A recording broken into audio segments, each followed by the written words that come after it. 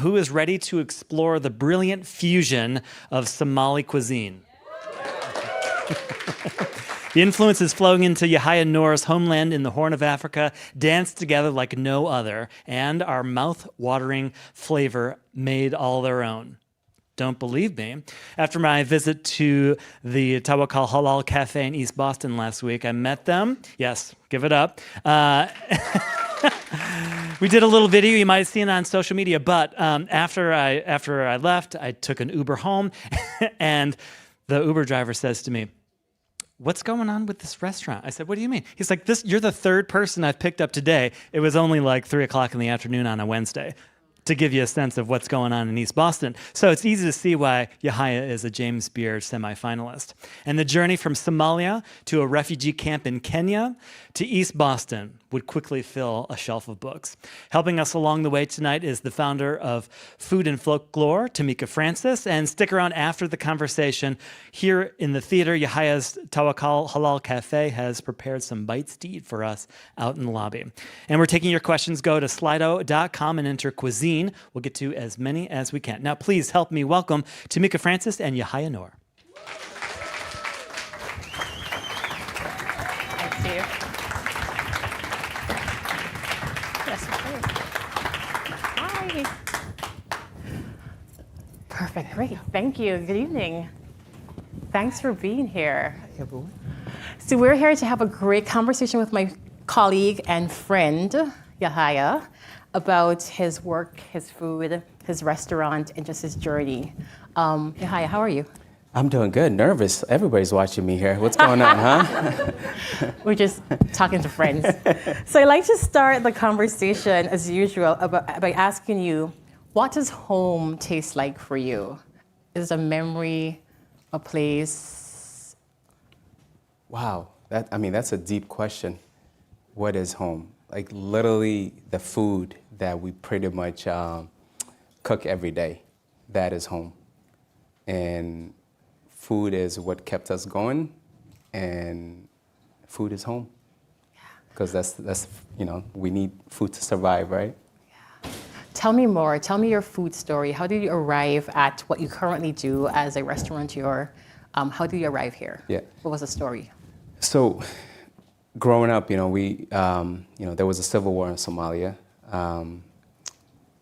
We migrated from Somalia to Kenya. My family and I had lived there for a number of years, from 90 to the end of 97. The thing was, food has always been something short. So living in a refugee camp, you get, a certain amount of ration. So you had this lady who's sitting here in front row, which is my mom. Give it up for Mom. As much as she hates the cameras and all, I'm always like pushing, toward her. Yeah. So she kept us going as far as food being, short, living in that refugee camp and having that ration, but she would go out and figure out ways to bring extra food at home. And she had basically fed us while even living in refugee camp. So, while, we've been here for a number of years, but the dream has always been, let us bring Somali food to mainstream America. Unfortunately, everybody knows the issues or the politics or everything else that had happened, but no one really knows much about Somali food. So our mission has been Somali food. Excuse me. So a lot of people would ask, what is Somali food? How does it taste like? The answer that I always give them is come try it, come to the restaurant and try the food. But just to kind of summarize what a Somali food is it's a fusion of all cultures. So basically you have flavors from India, because India did a trade in Somalia. Yep, spice trade. Yeah, all the spices, the cardamom, the cinnamon, all that good stuff, right? Yeah. And then you have dishes from Italy, because Somalia was colonized by Italy. So at least we took that from them and never gave them back, So we're holding to that. So it's ours right now. So and then and you have the Middle East, due to the religion side, we have the hummus, the flavos, all that. So basically, Somali food is a combination of all cultures. Yes, I'm hearing a European influence, Middle Eastern, and also the Indian continent, subcontinent. Yeah. I'm gonna go back to your time in the refugee camps, and how did that influence the flavors in your cooking? How did that time of rationing, it sounds like there was a rationing, but if there was anything joyful or anything else that you experienced during that time, how did it influence your food? So honestly, like, culturally, it's like men don't go in the kitchen, right? It's like I have 7 sisters, so I didn't have a choice, right? 7 sisters. To say it. Yeah. But the reality of it, it's like that was really an amazing, part of my life that, I've learned to cook in front of, my mom, who was always there. So my job as a child was like, go get wood, where we could start a fire. So basically sitting in front of that fire and seeing what she could do to really create, food for the family, food that will feed all of our, all of my siblings. So the fact that, with the spices and the food, mostly, it was plant-based due to the fact that, meat is expensive, right? Anywhere, right? Especially, living in a refugee camp, it's like, where will you get a meat? So, we were able to adapt, creating different, plant-based, such as like okras, cabbage, spinach, all that cuisine. But what really created flavors with all of that, and as children, we were able to eat plant-based due to all the spices that were being thrown in there. Great, thanks for sharing that. So I'm going to go back to the name of the cafe, Tawakal Halal Café, and you mentioned religion earlier. Can you speak to why you've named the cafe and you've named halal in the name? How important is that for you? It is. So the fact that, I'll start with the word tawakkul. A lot of people would at the same time ask, what is tawakkul? So tawakkul means to rely and to trust. It basically stands with those two words, right? And you could go deeper into explaining, the word tawakkul itself. So for us, we've always relied on people. We've always trusted on people, and it goes, it's a two-way street, right? So the same way as like people rely on our food, they also trust us to serve them good food. And then the word halal, basically, a lot of people would use the word, is it just a religion? It's not just a religion alone, right? It's not just basically having the faith, of being a Muslim, right? It's more than that. Halal is, it's a healthy food. So a lot of people, don't understand what, how healthy it is. It's pretty much, how you slaughter. I always say it as a jokingly that halal is as closest as it could be as a vegetarian. Basically, you're being too kind to the animal, like the way you slaughter in it. You're not traumatizing that animal. It's a hand slaughter rather than utilizing machineries, because what happens is, when you're slaughtering an animal through this process of machinery, you're traumatizing them so much that it basically, we don't know what we're consuming with all that.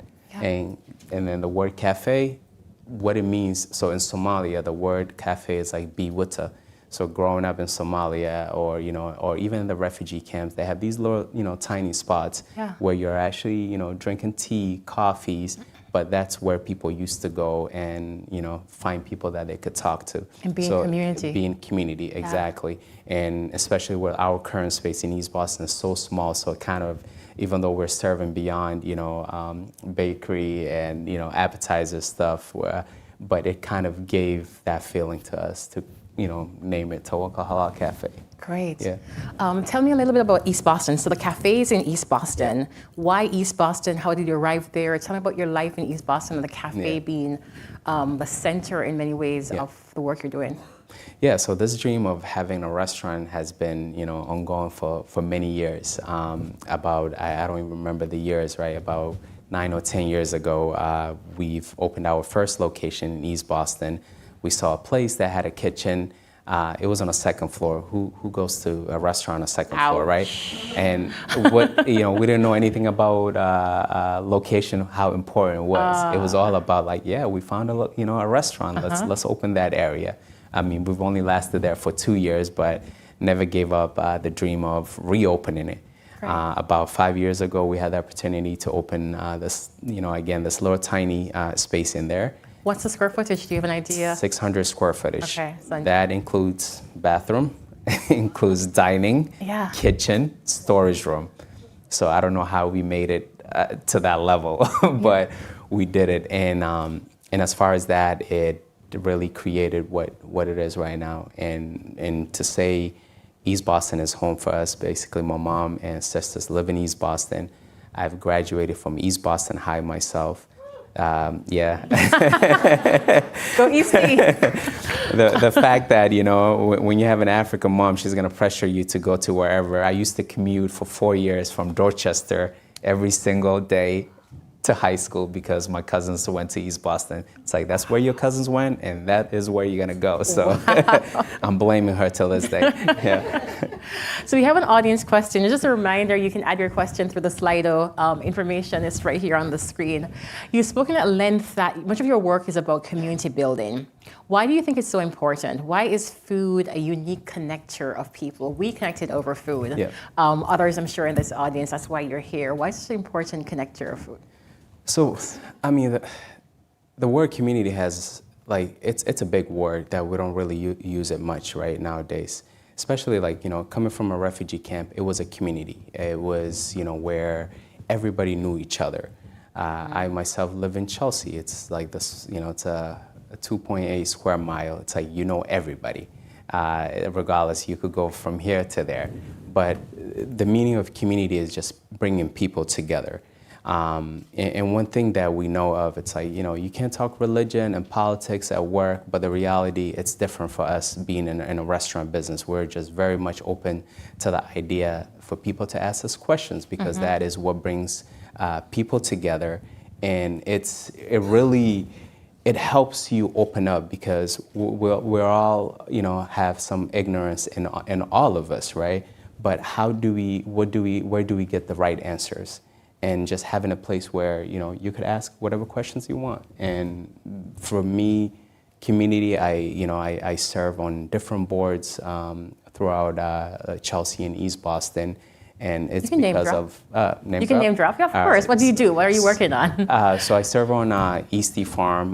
Nice. It's in East Boston. That's the first one. I serve on the Chamber in Chelsea. I've served on the community preservation in the city of Chelsea.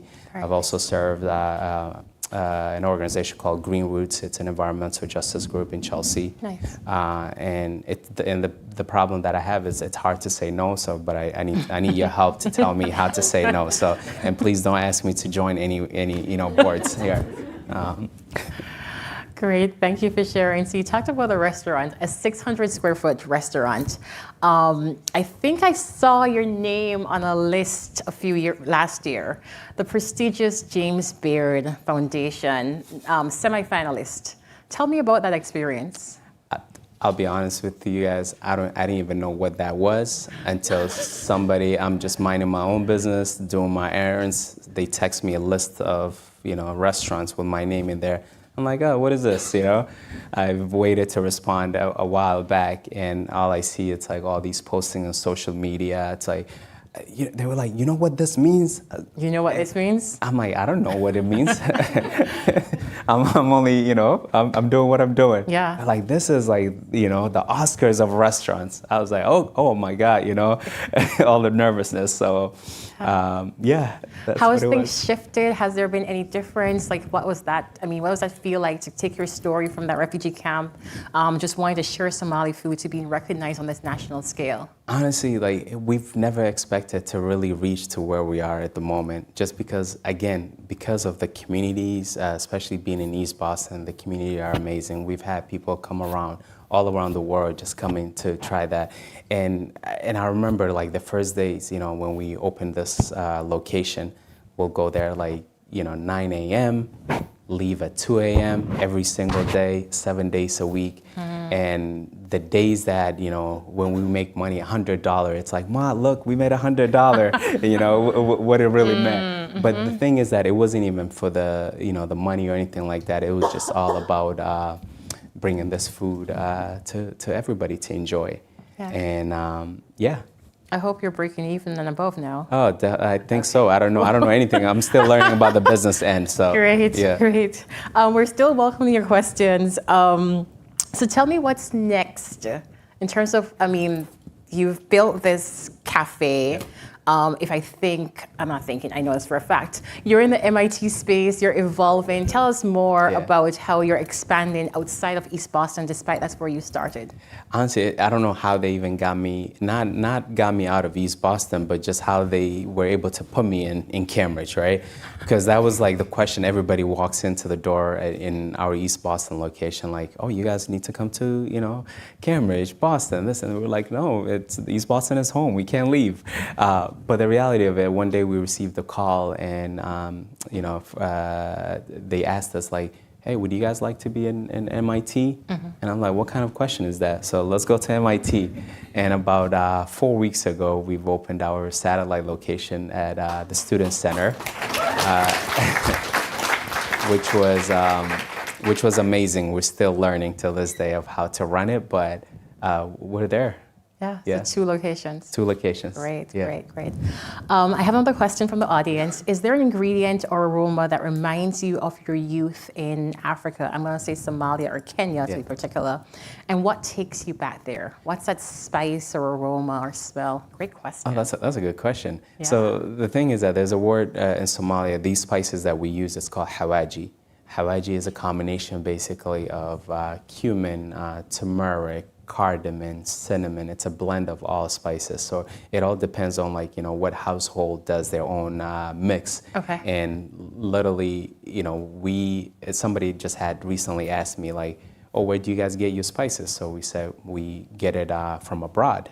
It gets, we ship it here, and we run out. We have to order every three months. Basically, on all our food, it has all those spices. So because of that, of those spices, it reminds us always home. So the food and the spices. Does it come mixed? Are you mixing it? Like, how does it work? Yeah, so we're grinding them together, blending them, all of them. It's all Don't mixed tell up. your secret, but what's in it? Oh, definitely, I cannot tell you. Okay, No. what might So I'll be tell in you, it? even if I tell you, right? I still I'm not can't sure. make it. Yeah, but it's all right. I mean, you could cook, so I don't know.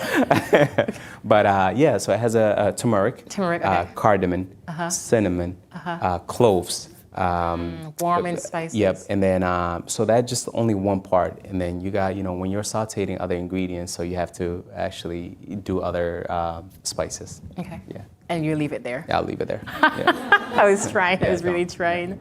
So we talk about the spices. Just reminds you of home. The cafe menu. I know we have a few items to share later on today. We're going to do a demo. But what does a cafe menu look like, and why and how did you think about the menu?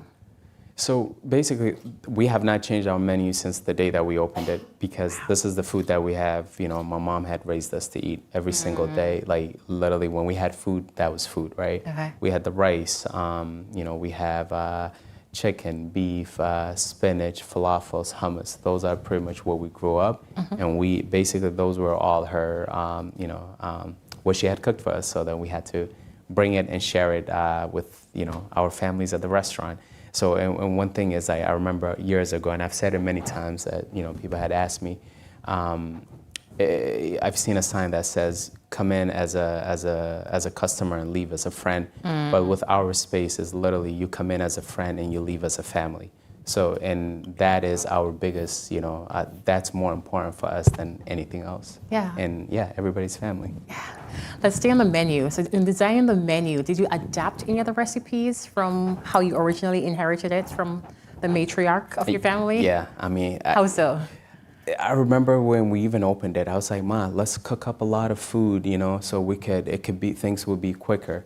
And the words that she had said to me was like, listen, I cook it dish by dish. If you don't like it, I'm walking away. And I was like, all right, forget about what people want. So I'm like, keep us going here. So. Did you create anything new? Did you add anything that's newer, adapted to the American environment? So the adaptation of it, the fusion is it's cooked differently back home, right? And how my mom had always cooked food. But so we both share the, where she does her cooking, and I take it from there and make it easier of the process of cooking it, because it was, sometimes I'm like, why do you have to take 20 steps to really get to, this area? So she was like, okay, this is how I do it, and from here you could take it. I remember asking her, I was like, Mom, how much, how many ounces or what's the ingredients that you add in this? She was like, listen, God blessed my hand. She was like, if you want it, you got to stand here, hold my hand, and measure it that way. So basically, I'm that guy who does it. Pour until the ancestors say stop. Best.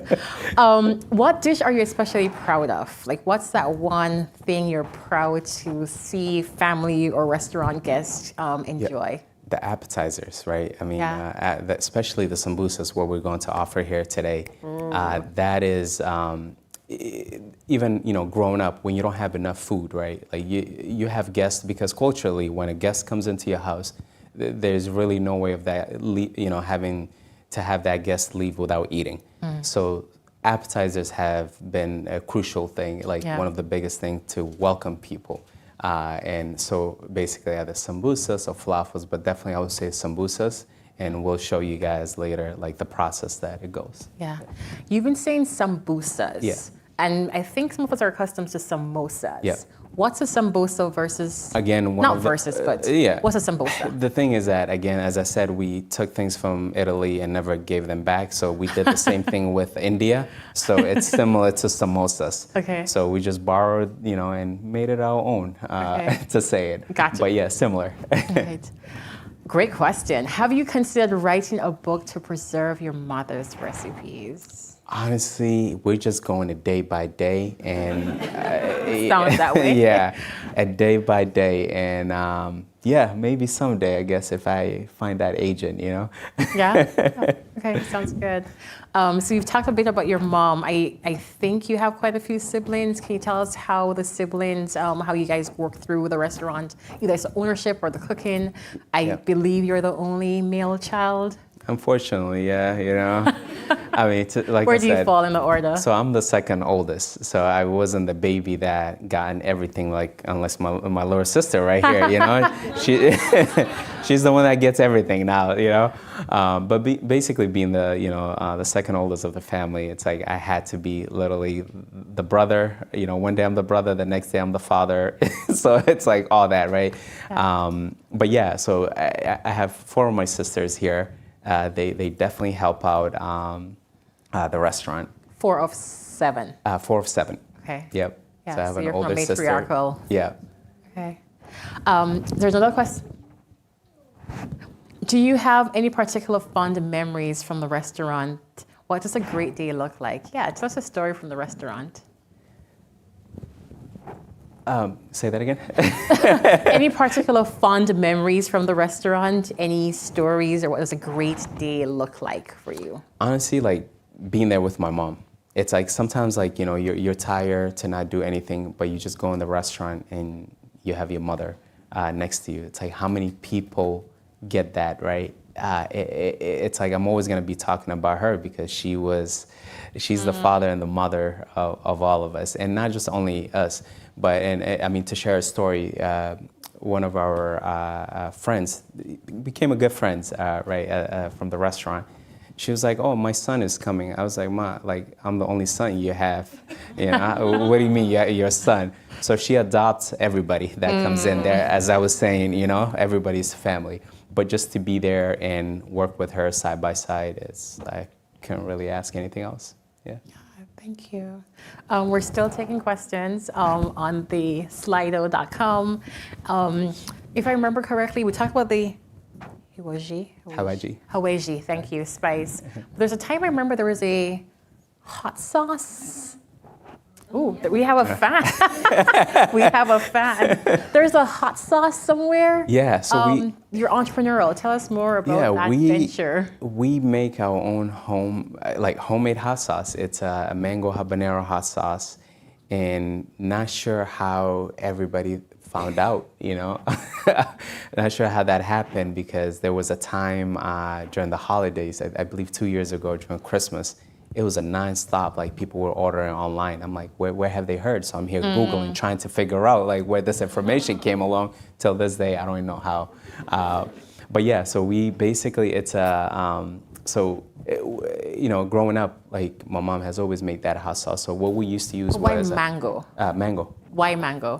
Basically, that's something that grows everywhere. Indian connection, maybe? Yeah, in Africa, I guess. Okay. It's similar to chutney. We get Okay, that a the lot. Indian It's connection. like, oh yeah, it's that Indian Got connection. you. But the fact that we used to use small like red peppers back home, since we don't have those type of peppers here, so we've changed it to habanero, which is it almost tastes the same and smooth.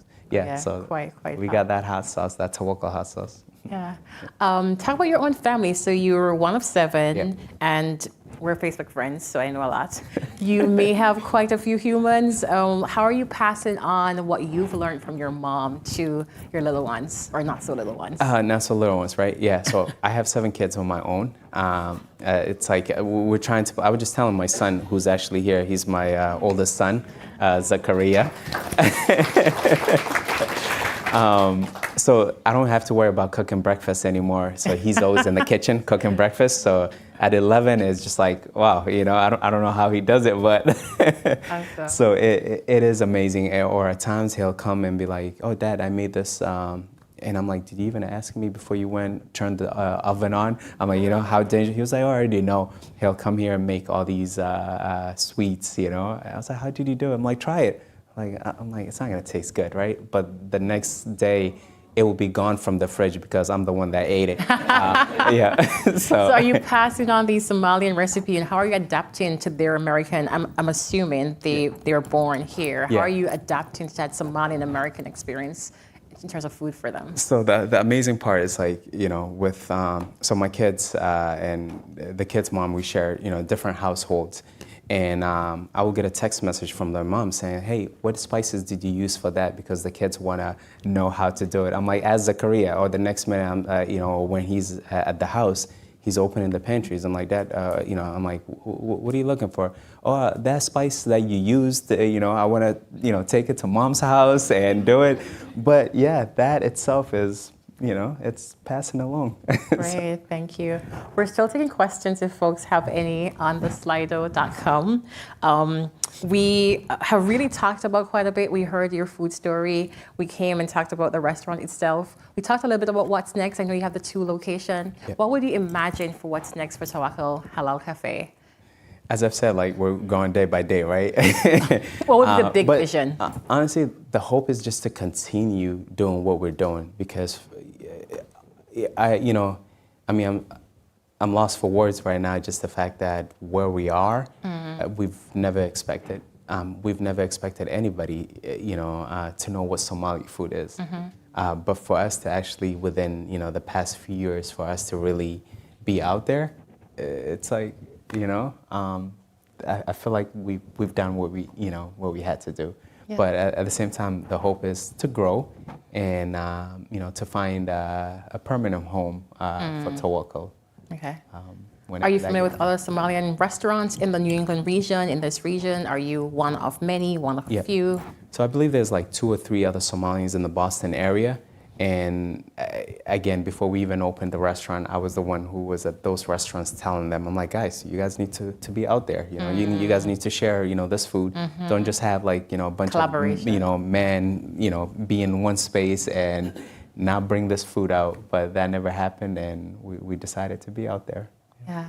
So you share that Zachariah is starting to cook. How often are Somali dishes on your home plate, or is there some pizza and mac and cheese mixed in sometimes? When you're, but no, none of that. It's amazing, like, to hear from my kids, right? They never really say, Dad, take us for fast food. It's always like, Dad, can we go to Tawakal? I'm like, just that alone, it's like, okay, great. Like, they're not asking me for Big Macs or, any of other kind of food. But as far as a home, like, we try to cook other food with our spices. So there's always that fusion. The spices never really, there has to be those spices in every food that we're gonna cook, whether we make pizza or, or a hot dog. Okay. In what other ways are you sharing your Somalian culture with your kids? In what other ways? Yeah. Just basically teaching them the food, and teaching them the culture. That is a very important. I remember just when we came to the States, my mom was like, "Don't lose your language. Don't lose. It is very important." And as I have become an adult, which I'm still her baby till this day, but oh yeah, she's looking at me differently, my sister. But the fact that it was very important for her, and now as myself who have my own kids, right? It is important to really share that culture or storytelling, because we lose that out at a time like we're in right now. I remember growing up, it's like we remember everything about our grandparents, the stories we were told, and unfortunately sometimes like we're constantly working and forgetting about how we were raised or the stories we were told. So I do my best to share things to my kids. Thank you. Yeah. Very often there's only one narrative or a narrow narrative shared about many African cultures. What do you want people to know about Somalia and Somali culture? There's You food. can take your time. There's food. What else would you say- like folks to know? I haven't been, not yet. What would you like me to know? To really put it into words, it's just more my mission, or like our mission, my family's mission and I has always been like, there's food. We're humans and food comes first for everybody. And one thing that, in our culture and, things that we were taught, especially from, our parents, that it says that there's this part where before you eat food, did you check with your neighbor? Because the importance of not knowing exactly, if your neighbor had a food or not. And at the same time growing up as, there wasn't enough food, but even though we were a number of us, whatever food that we have, received on that table, it fulfilled our stomach. We've enjoyed it, right? It didn't really matter how much it is or, how big or how little it was. And the reality of it, it's, we started the business not because of a business, it's because of serving food. From what really showed us more was like during the pandemic, we've served so much food to our, neighbors that needed food. Thank you. And there was never, it was just really the understanding, how is this happening here? This beautiful country that we live, right? How did this happen where people are lining up for food? But again, for us to have, partake and feed our community was just beyond anything we could have asked for. Thank you for your service during that time. Appreciate it. We have another question. The world is the world is a challenging place right now. How do you maintain such optimism and generosity, even with living, some challenges in your own life? Yeah. Like, why are you so kind? Me? You just said you fed folks during, so just why do you maintain this mission that goes beyond business? So it's how we were raised. You have to start from there. Sometimes, we all come from a different household. There could have been something, difficult or not, but it's how we were raised. It's just being respectful to one another, being respectful to yourself. It didn't really matter, where the person was from. If the person, needs something, you have to give it to them. So it's not a matter of between black or white. People talk about, we don't see race, right, as color. The reality of it, it's like we didn't choose that color, right? We were born with it. So it's just a matter of, again, going back to how we were raised. So to respect people and to respect one another. Yeah. Great, thank you. Is there anything I haven't asked that you wanted to share with this audience about your work, about your life, about the restaurant? Wow, I don't even know how I could bring out, I could say people could raise their hands and ask questions. We've been having some amazing that. questions here. We're going to transition pretty soon into the demo, but I just wanted to make sure that Yeah. if there's anything that you wanted to share. We're still taking questions, but if there's anything you wanted to share about your time, both at the restaurants, but also just the life you've lived here the last few years. Just again, holding on to community. Having that is an important thing, right? It doesn't really matter where you are, where you live. It's like just having people next to you that you could talk and enjoy their company. Great. Yeah. And when you're in that company here in Boston, I think I heard you said you're importing some of those spices. Yeah. Is there anything you're missing or longing for from Somalia or from your experience even in Kenya? Honestly, we get all the spices that we need. Globalization. Yeah. Globalization. It's like, yeah, we make it. It's so easy to get things. So. Yeah. Where are you shopping in the Boston area? Where are you shopping for either your spices? Put us on. Yeah, Put us on. Oh yeah, no, definitely connect you guys. I don't have the phone numbers with me yet, but the thing is, Where are you sourcing? So where we're sourcing, so we buy the produce on the Everett and in Chelsea, but when it comes to our meat, it's a hand slaughter meat, which we have a certification. So we get our meat from. So my cousin's married to a butcher. He has a farm in Vermont. We actually get our meat from their place. So, and the thing is that a lot of people, there are places where they're selling, halal meat, but there's two different levels: mechanically slaughter or hand slaughter. Okay. So in our case, this is what we grew up eating: hand slaughter.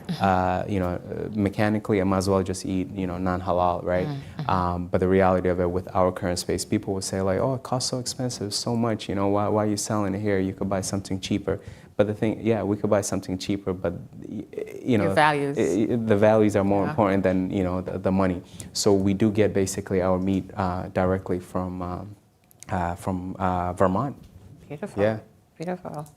Beautiful. Thank you for sharing that.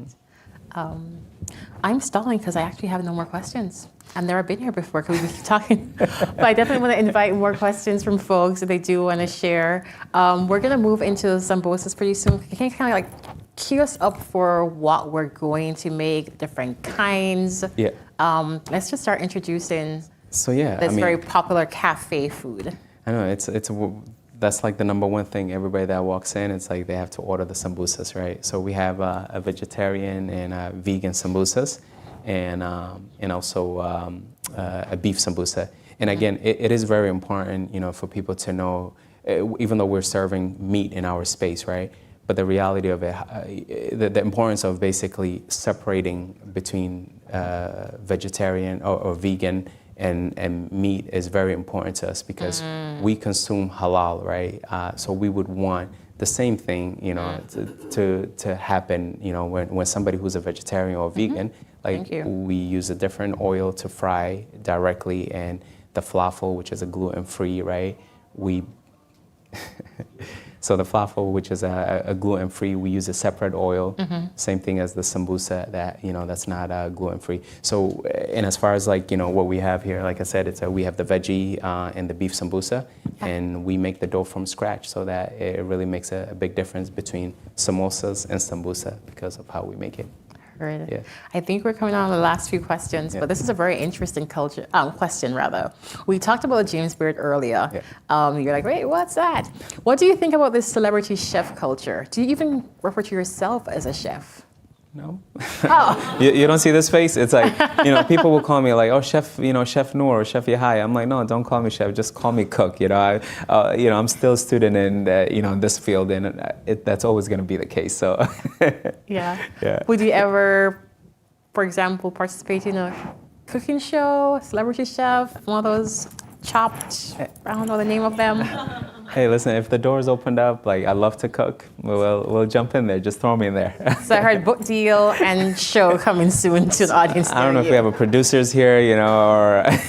Yeah, there are quite a few we've been calling ourselves culinary entrepreneurs or culinary creatives, which is more expansive, I think. Are there any restaurants or culinary folks in the Boston area that has influenced your journey? That's a good question.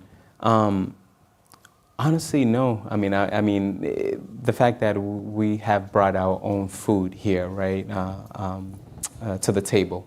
So the reality of that's always been, and that's the thing. A lot of people would, ask like, oh yeah, so you guys must be busy. You guys doing this and doing that. Yes, we are, right? Thankfully, because of our communities. Mm-hmm. But the reality of it's like you have to really know about business, and we're clueless about business. We know about food. Mm-hmm. And by the same time, that's the only thing that matters. So, yeah. When you reflect on where you came from with your family, and where you are today, can you say that this was a life you imagined for yourself? I'm sorry, what was the beginning of it? Sure. When you reflect on where you are currently and where your family, where you came from, can you say that this is a life that you imagined for yourself? No, honestly, this is, and for that reason, it really, because sometimes like we intend to put ourselves in a box, right? Not realizing it, what other people are going through. Sometimes it is important to always take a step back and realize that where we came from. And because of that, you know, where we come from, like being in a refugee camp, coming from a country, you know, due to a civil war, it really, it shaped us in a way of who we are. Yeah, I mean, we weren't expecting it. Now, I mean, you know, if we want food, we could open our fridge, there's food, right? If we decide to go to the restaurants, we can't. But, you know, there are people around the world, or even ourselves, you know, once upon a time, we didn't have all that option. Great, thanks for sharing that. You described the role you played during the pandemic during East Boston in terms of feeding families. How challenging was it for your restaurant, during those several months of lockdown? Honestly, it was, we've had the best time in a way to say it, because we were doing something great. We were feeding people, right?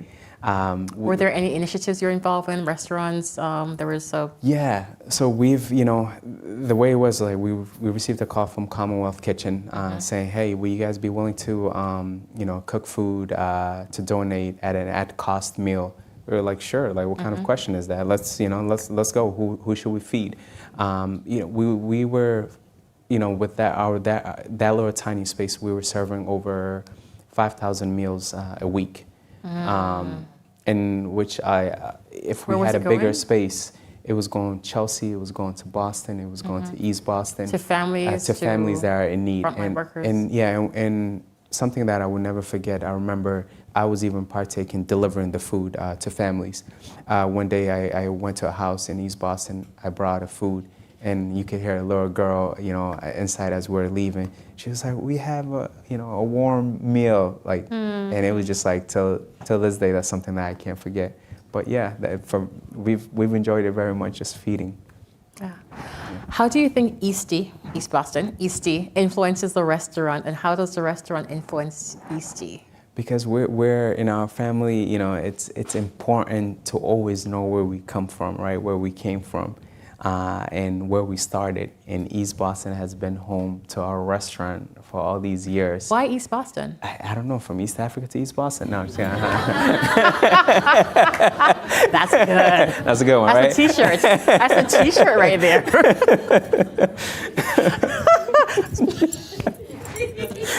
Sorry. I enjoy that way too much. That's a good t-shirt. Why East Boston though? Yeah.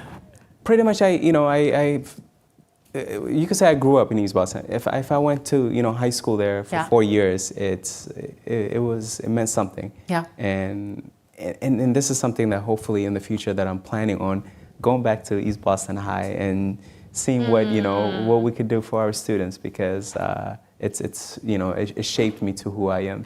Great. Yeah. Thank you. We're going to move into the demo. Thank you, audience, for your wonderful questions. I hope you're able to follow Yahya's story. And we're going to move into our demo, and I think we have some sambosas. I keep saying I think, like I don't know. Should we do it? No, right. So we're going to move into some sambosas. All right. So pretend like I don't know how to cook. All right. And tell me. You know how to cook? Oh, okay. All right. So we're going to demonstrate how to roll the dough for the sambosas. Yep. Correct? All right, I'm going to move this. Yeah. So it's important to always have gloves in your pocket, all right? Just saying. Under here. Right, just throw it under there. So tell us what your setup is, your meats. Yep.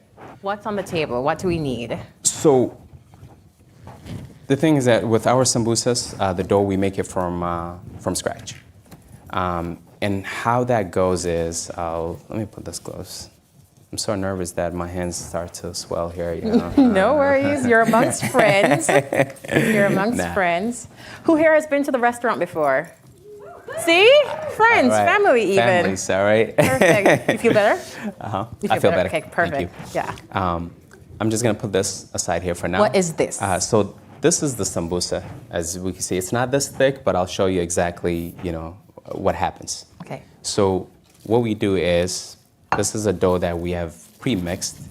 And what's in the dough? Flour. All your secrets, tell us. Yep, no, I'll tell you this. Okay.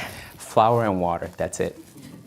Oh, Yeah. wow. So, and you need it, That's it? as long as it's like a pizza dough, right? Okay. No yeast, no yeast, butter, no- no salt. Nothing. Just flour and water. Just flour and water. Fair. Heard, chef. Yep. So we had it here sitting for a while, so water and flour, no preservatives. So does this last for a while? No, Room temperature, what do you do? Room temperature, we've never had refrigeration growing up, so the reality of it, it's like you make what, you need to not have a fridge. So all you do is basically water and flour. And in this case, we're actually, we're gonna cut it. Yeah, go ahead. So we're gonna cut it in about like, let's just do 2 or 3 to that size. What am I doing? No, just as Don't is. do anything? Yep. Okay, cool. No, just don't, like make it So like it's a ball. dewy. It's It is, gooey. yep. It's like Play-Doh. Yeah, it's like a Play-Doh, yeah. So gluten. Yeah. Okay. Just Elastic. Yep, elastic. I'm before doing you- something No, different. no, Nope. you're doing good. You started before, you went too ahead, and I'm like trying a to little bit pretend too like I slow. can't cook, but obviously I can. You're too fast right now. That's why I'm only a cook and not a chef, right? Okay. All right, let me just put this aside here. May I smell it? Yeah, please. It's just flour. Yeah. It's just the flour. Flour. You said so. I wanted to double check.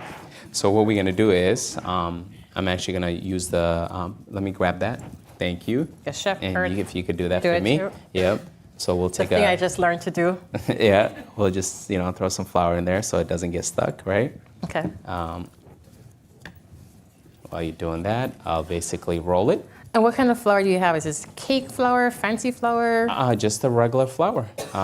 Just your Just store-bought my store-bought flour. Yep. Okay. We didn't import this from back home, so And why are you doing this? so that it doesn't get stuck. Okay. Yep. I knew that. No, you did? Nah. Is there a technique to roll in? Yeah. So that's a good size that you're doing. Okay. So what we'll do is, and let me actually roll it this way, and I'll put it here. It's all right. Let me grab that again. So Okay. this is the second layer. So we're only gonna. So usually we do 5 of those on top of each other. Okay. So in this case right now, yep. Let's And are you making this daily? Are you freezing it? daily. You can't freeze them because they start to crack, and it doesn't have any preservative. So we do it every single day. This is why I don't run a restaurant. So you're doing this daily. It's a labor of love. You're doing this Yep. every morning. You're freshly making your Ex- sambosa dough. Exactly. Okay.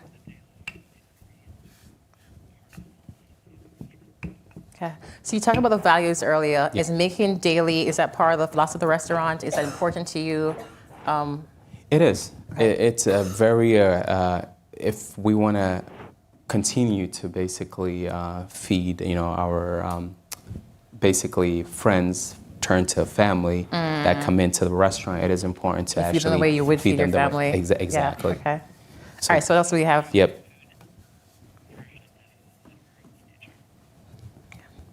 So now, Go what ahead. we'll do is we'll throw some oil in there. Not so Oh. much, just a little, Okay. What's you the oil could- doing? so that it helps the other dough to not stick together. Aha. Yep. Then we could take it. So what happens is we usually do it, like I said, in 5. So in this case, I'm only going to show you guys doing it Okay. in 2s. So you're doing layers. So it's Layers of oil, it. Yep. one dough, oil, one dough until you get to 5. Exactly. And then Okay. we could take this and connect them together so that we're going to start rolling And you're it. pinching the edges. Yeah, Why? not so hard so that they don't open up. So what happens is we're going to roll it to a thinner selves, This which is a labor it will of come love. like that. So now, Yeah. So you've gone from one location to 2. Yep. Do you see a frozen version in the future just for ease and efficiency? if we learn how to do it, maybe. Okay. Yeah. Okay, no pressure. I'm just thinking about, the I mean, scale. But I have you next to me, so probably, we might go on a Tawakal tour here. Do you want another one or are you good? No, Okay. I think 2 is good enough. Okay, cool. Right? So what happens is, as you can see, it only looks, as one, right?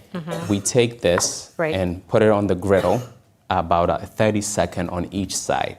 Okay. And what's that doing? What's that doing? It's actually, before you even do that, you'll basically cut it into, we don't have a knife, triangles? so triangles. So we'll keep it that way, right? And we'll put it on the griddle.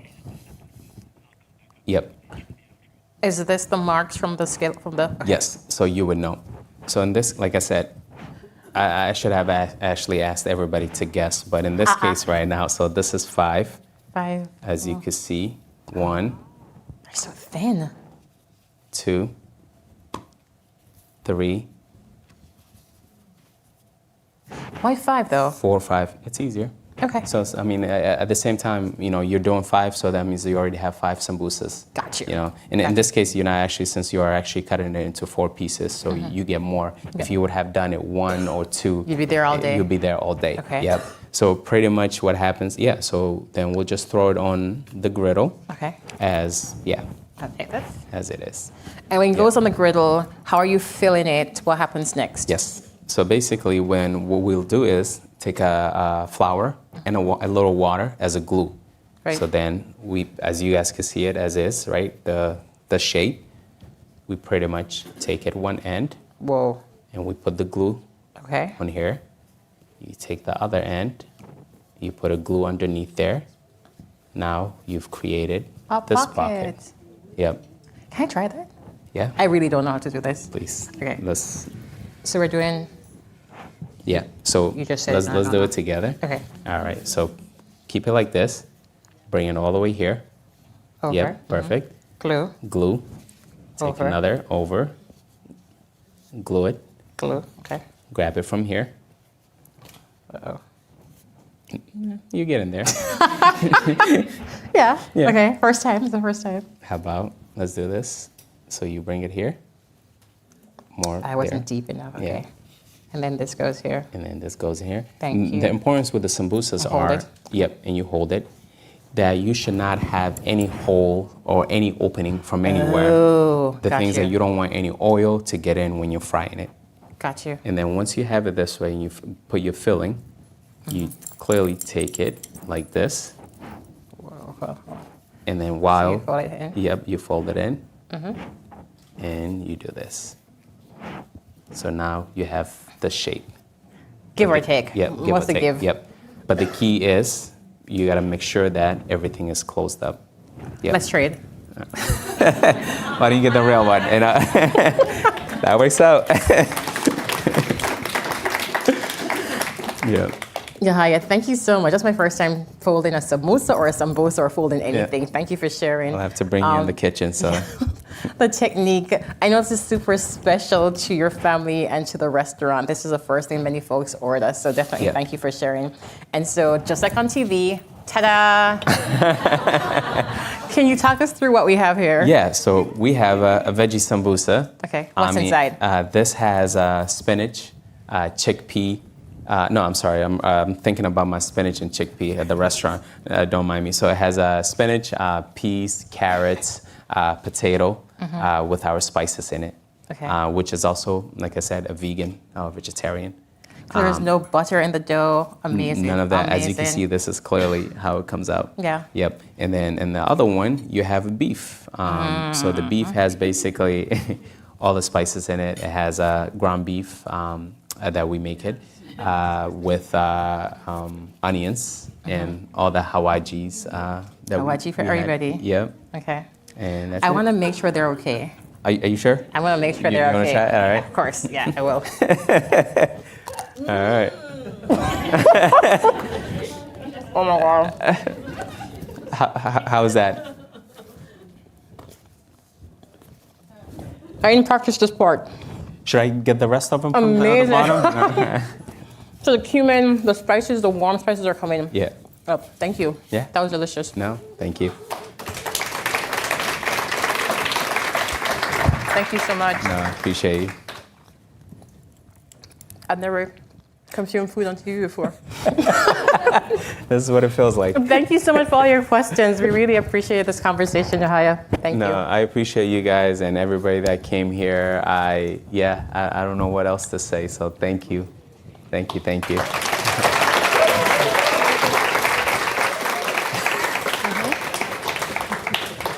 I'm going to eat for real. Look at the mess. Give another round of applause to Tamika and Yahya. Thank you. Thank you, guys. And thank you all for coming. I hope you are hungry. I am. Yahya's Tawakal Halal Café has prepared some bites to eat for us all in the lobby. But first, coming up next here at CitySpace, join us for another installment of our Curated Cuisine series featuring a celebration of Black women in food with Clancy Miller. If you want all the latest and exclusive ticket giveaways, for all things happening here at WBUR CitySpace, sign up for our newsletter, click on this QR code, and add your email. Thank you again. Thank you, everyone. Thank you. Thank you. That's awesome. Appreciate it. That wasn't bad.